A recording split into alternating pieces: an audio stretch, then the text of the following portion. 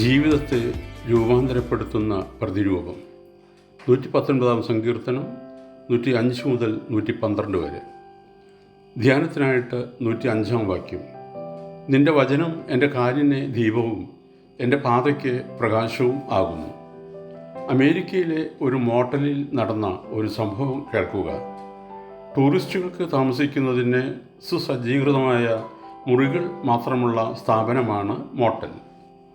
തൻ്റെ എല്ലാ തൊഴിൽ രംഗങ്ങളിലും താൻ വിശ്വസിക്കുന്ന ജീവിത സന്ദേശം മറ്റുള്ളവർക്ക് നൽകിക്കൊണ്ടിരുന്ന ഒരാളായിരുന്നു ഹെൻഡേഴ്സൺ ബെൽക്ക്. അദ്ദേഹത്തിന് ഡിപ്പാർട്ട്മെൻ്റൽ സ്റ്റോറുകൾ, ഓട്ടോമൊബൈൽ ഏജൻസി, മോട്ടൽ മുതലായ പല ബിസിനസ്സുകളും ഉണ്ടായിരുന്നു. തൻ്റെ ജീവിതത്തെ പുനരുജ്ജീവിപ്പിക്കുന്ന ദൈവത്തെക്കുറിച്ച് മറ്റുള്ളവരോട് പറയാൻ വിവിധ മാർഗങ്ങൾ അദ്ദേഹം അവലംബിച്ചിരുന്നു. അദ്ദേഹം നടത്തിയിരുന്ന മോട്ടലുകളിലെ ഓരോ മുറിയിലും ഓരോ ബൈബിളും, നിങ്ങളുടെ ജീവിതത്തിൽ ഒരു റോഡ് മാപ്പ് എന്നൊരു ലഘുലേഖയും ആധ്യാത്മികമായ പ്രചോദനം നൽകുന്ന മറ്റ് പല ഗ്രന്ഥങ്ങളും വെച്ചിരുന്നു. മോഹഭംഗങ്ങളും ജീവിത നൈരാശ്യവും നിമിത്തം ആത്മഹത്യ ചെയ്യാൻ പോയിട്ടുള്ളവരും ദുർവൃത്തരുമായ അനവധി ആളുകളെ വഴിതിരിച്ച് രക്ഷപ്പെടുത്തുവാൻ ഇതുമൂലം കഴിഞ്ഞിട്ടുണ്ടെന്നാണ് അദ്ദേഹം പറയുന്നത്. ഒരിക്കൽ ഒരു പുരുഷനും ഒരു സ്ത്രീയും കൂടി ഒരു മോട്ടൽ മുറി വാടകയ്ക്കെടുത്തു. എന്നാൽ ഏതാനും നിമിഷങ്ങൾ കഴിഞ്ഞപ്പോൾ ആ മനുഷ്യൻ മോട്ടൽ മാനേജറുടെ ഓഫീസിൽ ചെന്ന് ഇങ്ങനെ പറഞ്ഞു: ഞങ്ങൾ കണക്ക് തീർത്ത് പോകുകയാണ്. എന്താ വല്ല കുഴപ്പമുണ്ടോ? മാനേജർ ചോദിച്ചു. മുറി ഒന്നാം തരം തന്നെ, പക്ഷേ കുഴപ്പം ഞങ്ങൾക്കാണ്. ആ മനുഷ്യൻ തൻ്റെ അനുഭവം പറയാൻ തുടങ്ങി. ഞാൻ വിവാഹിതനാണ്. എൻ്റെ കൂടെ വന്ന സ്ത്രീ ഉണ്ടല്ലോ, അവരും വിവാഹിതയാണ്. ഞങ്ങൾ ഒരിക്കലും ചെയ്തുകൂടാത്തതായ ഒരു തെറ്റ് ചെയ്യുവാൻ പോവുകയായിരുന്നു. അപ്രകാരം ചെയ്തിരുന്നെങ്കിൽ 2 കുടുംബങ്ങൾ നശിക്കുമായിരുന്നു. എന്നാൽ ഞങ്ങൾ ആ മുറിയിലേക്ക് കടന്നപ്പോൾ അവിടെ ഒരു ബൈബിൾ ഇരിക്കുന്നതായി കണ്ടു. അതിൻ്റെ ദർശനം തന്നെ ഞങ്ങളെ സുബോധമുള്ളവരാക്കി തീർത്തിരിക്കുന്നു.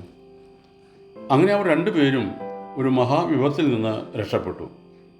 നാം കാണുന്ന പ്രതീകങ്ങൾ പോലും നമ്മുടെ ജീവിതത്തിന്മേൽ പ്രേരണ ചെലുത്തുമെന്നുള്ളത് നാം മറക്കരുത്. ഒരു നല്ല ചിത്രത്തിൻ്റെയോ ശില്പത്തിൻ്റെയോ ഉത്കൃഷ്ടമായ ഗ്രന്ഥത്തിൻ്റെയോ ദർശനം നാം അറിയാതെ നമ്മുടെ ജീവിതത്തിന്മേൽ വാചാലമായ ഒരു പ്രഭാഷണത്തേക്കാൾ ശക്തമായ സ്വാധീനം ചെലുത്തുമെന്നുള്ളത് മനഃശാസ്ത്രപരമായ ഒരു തത്വമാണ്.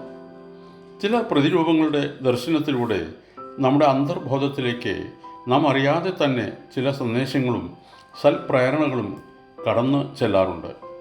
നിർജീവമെന്നോ നിശ്ചലമെന്നോ നാം പറയാറുള്ള പ്രതിരൂപങ്ങൾക്ക് പോലും മനുഷ്യാത്മാവിൻ്റെ ഉള്ളറകളിലേക്ക് കടന്നു ചെല്ലുന്ന സന്ദേശം പകരാൻ കഴിയും.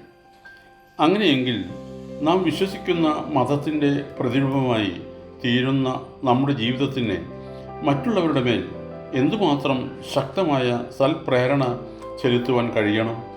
മറ്റുള്ളവരുടെ അന്തർബോധത്തിലേക്ക് കടന്നിറങ്ങുന്ന പ്രേരണ ചെലുത്താൻ കഴിയുന്നില്ലെങ്കിൽ നമ്മുടെ ജീവിതം നാം വിശ്വസിക്കുന്ന മതത്തിൻ്റെ പ്രതിരൂപമായി തീർന്നിട്ടില്ലെന്നാണ് അത് സൂചിപ്പിക്കുന്നത്.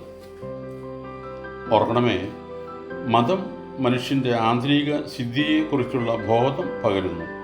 അത് ജീവിതത്തിന് ഉദാത്തമായ ഒരു ലക്ഷ്യവും നിർദ്ദേശിക്കുന്നു.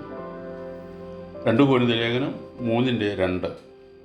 ഞങ്ങളുടെ ഹൃദയങ്ങളിൽ എഴുതിയതായി സകല മനുഷ്യരും അറിയുന്നതും വായിക്കുന്നതുമായ ഞങ്ങളുടെ പത്രം നിങ്ങൾ തന്നെ. ദൈവം അനുഗ്രഹിക്കട്ടെ. പ്രാർത്ഥനയോടെ കർത്തൃ ശുശ്രൂഷയിൽ എളിയ ദാസൻ.